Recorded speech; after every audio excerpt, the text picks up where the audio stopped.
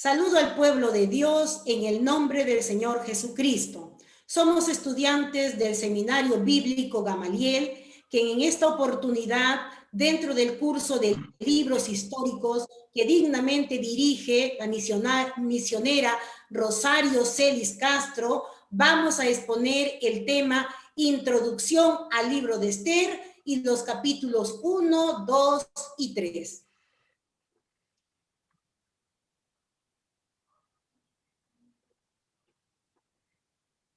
Vemos que el libro de Esther es uno de los libros históricos del Antiguo Testamento, que se trata básicamente, lleva el nombre de una dama. Su autor es anónimo. La fecha de composición del libro de Esther data desde el año 460 al año 400 antes de Cristo. El tema del libro de Esther, el tema céntrico es el cuidado providencial de Dios. El versículo clave lo encontramos en Esther 4:14, que son las palabras de Mardoqueo a Esther cuando el pueblo judío se encontraba amenazado. Él le dice: porque si callas absolutamente en este tiempo, respiro y liberación vendrá de alguna otra parte para los judíos, mas tú y la casa de tu padre pereceréis. ¿Y quién sabe si para esta hora has llegado al reino?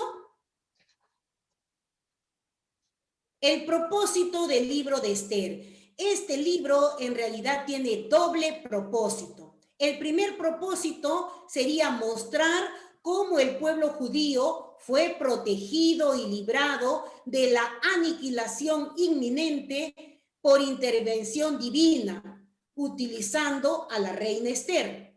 El segundo propósito sería proveer una crónica y el trasfondo histórico de la fiesta judía de Purim, y así mantener vivo el recuerdo de esa gran liberación del pueblo judío cuando estuvo en Persia. El libro de Esther, en sus 10 capítulos, podemos ver que tiene un bosquejo que está dividido en 4 grandes bloques. El primer bloque se refiere a la providencia de Dios en la colocación de una reina y se subdivide en 2 bloques pequeños. Vasti, de puesta de reina de Persia, y el otro bloque sería elección de Esther para reina de Persia. En la segunda parte tenemos la providencia de Dios en medio de un complot contra Mardoqueo y los judíos, que a su vez se subdivide en Mardoqueo salva al rey, el orgullo y el pérfido complot de Amán. Mardoqueo persuade a Esther para que interceda por su pueblo ante el rey. El tercer bloque es la providencia de Dios en la liberación de su pueblo. Y aquí vemos el primer banquete de la reina Esther, el complot de Amán y su desarrollo de todo este complot, la providencia en la noche del desvelo del rey Asuero, el segundo banquete que ofrece la reina Esther, el decreto del rey y la victoria de los judíos, la institución de la fiesta de Purim. Y el cuarto y último bloque de este libro de Esther vendría pues a tratar sobre la providencia de Dios en la promoción de Mardoqueo. Dentro del fondo histórico del libro de Esther podemos ver el periodo post-exilio. Así vemos como en el año 586 antes de Cristo, vemos los 70 años del cautiverio. El año 538 antes de Cristo tenemos a Zorobabel y la reconstrucción del templo. En el año 515 antes de Cristo, allí hay un espacio de 57 años, donde allí se ubica al libro de Esther. Y luego tenemos el año 458 antes de Cristo a Esdras y la reconstrucción del templo. No podemos pasar por alto y es muy útil mirar también la cronología de los reyes medo-persas, porque sabemos que el libro de Esther se desarrolla dentro del gobierno del rey medo-persa llamado Asuero. Pero vamos a ubicar, tenemos primero en el año 539 al año 530 antes de Cristo el gobierno de Ciro.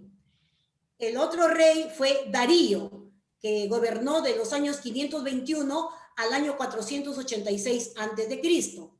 Y es en el año 486 al año 464 antes de Cristo el periodo donde gobierna Asuero, que también se le llamó Jerjes I. Y es allí en ese periodo donde se desarrolla pues y ubicamos al libro de Esther. Posteriormente gobernó el rey medo-persa Artajerjes durante los años 464 al año 424 antes de Cristo.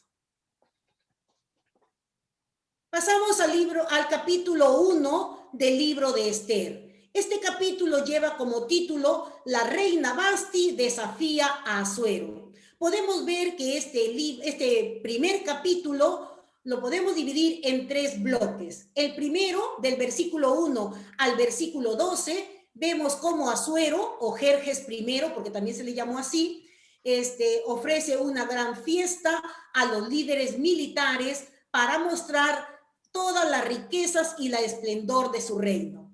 De los versículos 13 al 22 de este capítulo 1, vemos la propuesta que hacen los príncipes medo-persas, entre ellos destacando Memucán.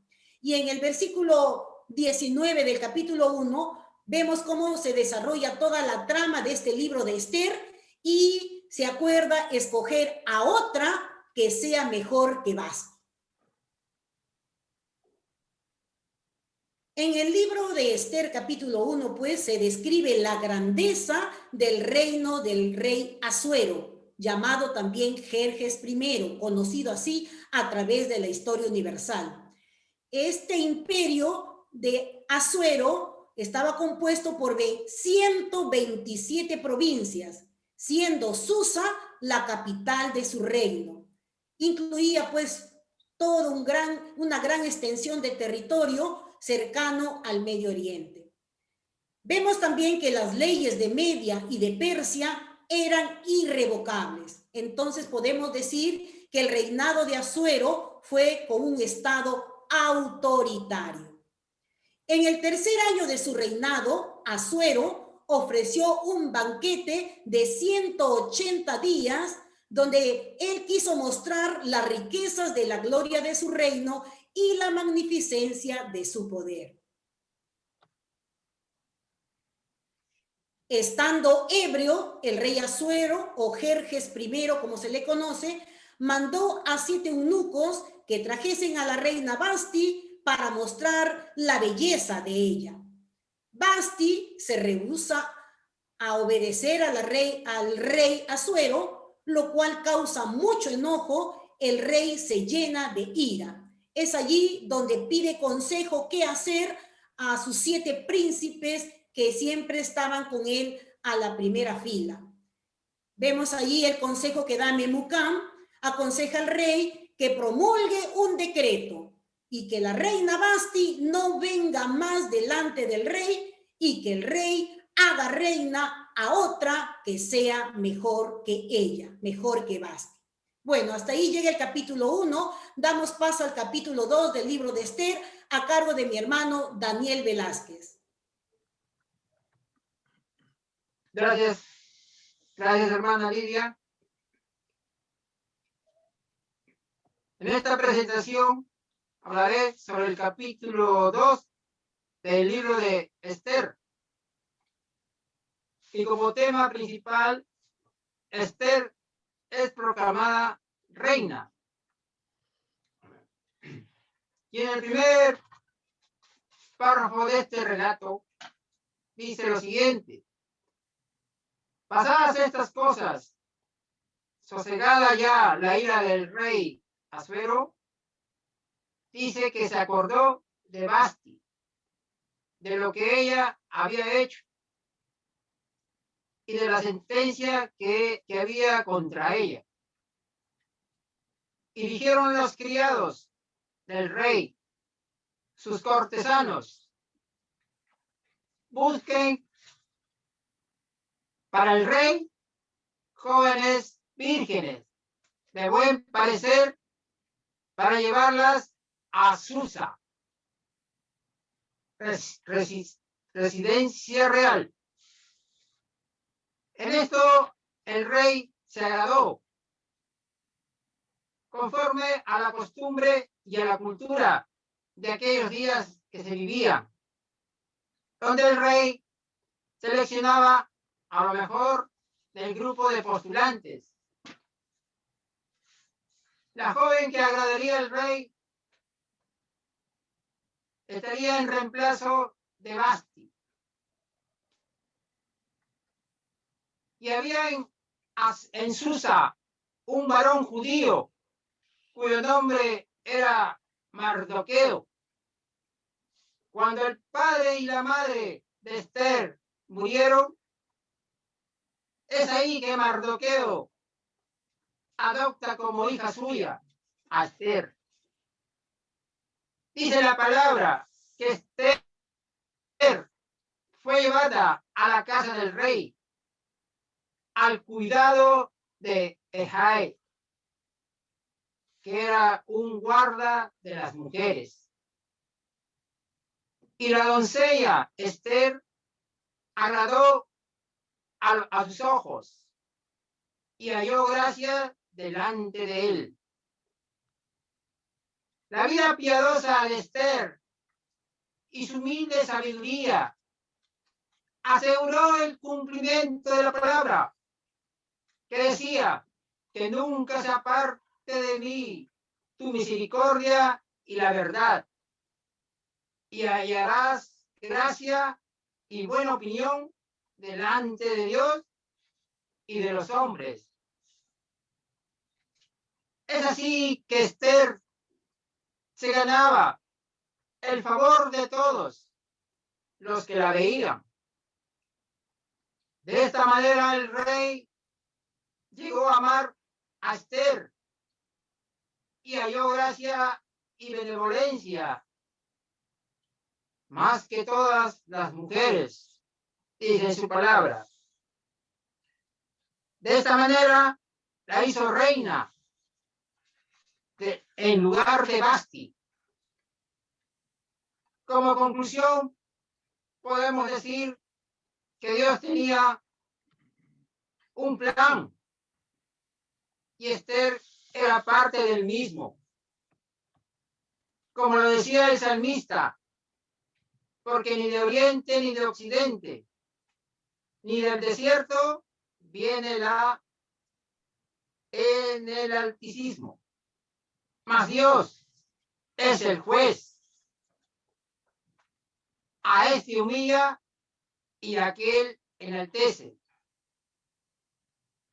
Esther, a pesar de haber enfrentado adversidades, como el haber quedado huérfana, o también podríamos decir despreciada por sus raíces, esta humilde sierva de Dios, transformada en reina, podía contar con la ayuda, también podía contar con la presencia y con la bendición de nuestro amado Redentor. Amén, gloria al Señor. Ahora le doy parte a mi hermano Felipe Valverde para que continúe con el capítulo 3 del libro de Esther. Adelante, hermano. Gracias, hermano. Buenas noches. Continuando con la exposición del libro de Esther. Ahora en el capítulo 3. ¿No? En este capítulo 3, Amán trama la destrucción de los judíos. Amán era la mano derecha del rey, ¿no? Y todos los siervos del rey que estaban en la puerta del rey se arrodillaban y se inclinaban ante Amán, porque así lo había estipulado el rey, excepto Mardoqueo. Y entonces los siervos del rey que estaban en la puerta le preguntaron a Mardoqueo, ¿por qué traspasas el mandato del rey? Aconteció que hablándole cada día de esta manera y no escuchándolos, lo denunciaron ante Amán. ¿no? Amán, para ver por qué Mardoqueo no se inclinaba, ¿no? Entonces, eh, ese desaire que hacía Mardoqueo ante Amán trajo como consecuencia un plan, ¿no? Siniestro de parte de Amán, ¿no? Para destruir a los judíos, dice. Pero tuvo en poco poner mano a Mardoqueo solamente, o sea, no le bastaba con destruir a Mardoqueo, sino que quería destruir a todo el pueblo de donde Mardoqueo venía, el pueblo judío. Es así que en el mes primero, que es el mes de Nisán, en el año duodécimo del rey Asuero, fue echada Pur. Esto es la suerte delante de Amán, suerte para cada día y cada mes del año. Y salió el mes duodécimo, que es el mes de Adar. Y dijo Amán al rey Asuero, hay un pueblo esparcido y distribuido entre los pueblos en todas las provincias de tu reino. Y sus leyes son diferentes de todo pueblo y no guardan las leyes del rey. Y el rey nada le beneficia el dejarlos vivir. Entonces el rey no decreta, ¿no? Que si hay, Amán le dice, ¿no? Que si decreta destruirlos, le dará las riquezas de ese pueblo judío. Pero el rey le dice, el rey se quitó el anillo, le entrega a Amán y le dice que todas las riquezas sean para él, ¿no? Y que haga con el pueblo lo que mejor le parece. Entonces se promulgó el decreto y fue publicado en todos los pueblos del imperio. Entonces, si fueron enviadas las cartas, dice, por medio de correo a todas las provincias del rey, con la orden de destruir, matar y exterminar a todos los judíos, jóvenes y ancianos, niños y mujeres, en un mismo día, en el día 13 del mes duodécimo, que es el mes de Adar, y de apoderarse de sus bienes. La copia del escrito que se dio por mandato en cada provincia fue publicada a todos los pueblos a fin de que estuviesen listos para aquel día. Entonces salieron los correos prontamente por mandato del rey y el edicto fue dado en Susa, capital del reino. Y el rey y Amán se sentaron a beber, pero la ciudad de Susa estaba conmovida con la noticia, ¿no? Entonces del capítulo 3 podemos extraer las siguientes conclusiones. Dice, fue la terquedad de Mardoqueo de no humillarse ante Amán la causa inicial del peligro que corrió todo el pueblo judío. Porque podemos pensar que quizás era porque guardaba los mandamientos de Dios, ¿no? Que no quería humillarse ante su enemigo o sublevarse, pero era más por una contienda que tenían ya, ¿no? Entonces, cuando habla de Purín, es la forma plural de Pur, que significa suerte. Se menciona en el capítulo 3, versículos 7, 9, 24 y 26 también. Entonces, la fiesta de Purín, la fiesta se llama Purín por la suerte que Amán echó para determinar la fecha de la destrucción de los judíos. Cuando se dice que echó suerte en el primer mes, es el mes de Nisán, y la suerte señaló el mes duodécimo, el mes de Adar, lo cual dejó tiempo para los eventos que condujeron a la salvación de los judíos. En el capítulo 13 menciona el plan malévolo de Amán para destruir al pueblo judío, el pueblo al que pertenecía Mardoqueo, y ya más adelante vamos a ver cómo obra Dios, ¿no? A favor de su pueblo. Bien, hermanos, eso ha sido todo con respecto a nuestra exposición. Muchas gracias por su atención.